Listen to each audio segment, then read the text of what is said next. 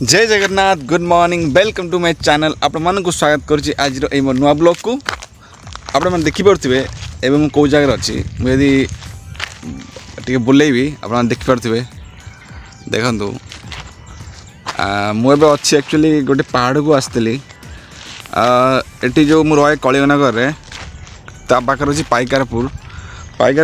गोटे गाँटा पाखे 3 to 4 kilometre तो मु सेठू चल चली आसली आप खाली देखापी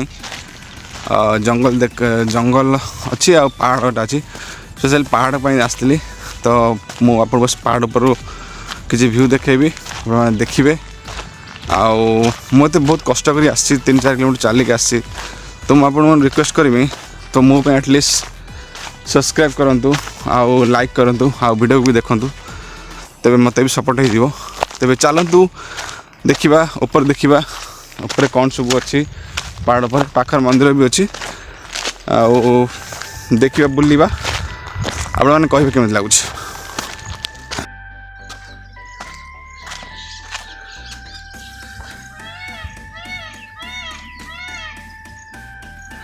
आपण शुणी पारे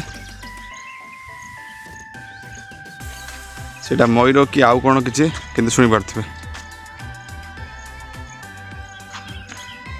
देखो सेपटे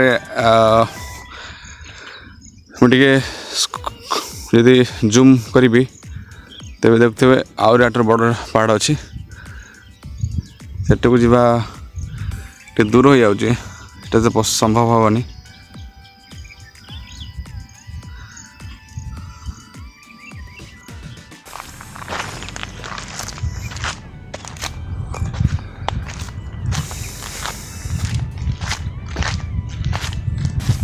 आपण मैंने शुणी पारे मुझे जानी आपण शुभुव न शुभुव किंतु मयूर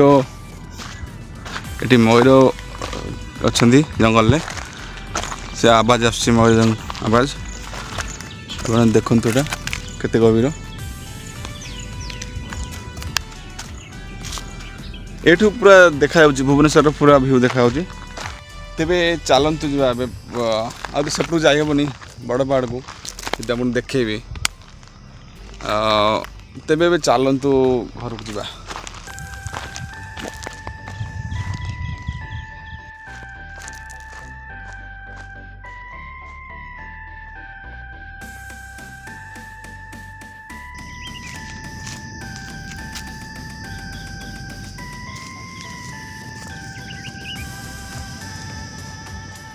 देखिपे मुझे पहाड़ तल को आसली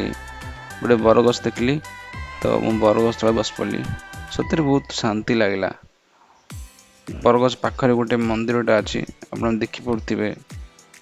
ये जो परिवेशटा बहुत भल परिवेश लगुच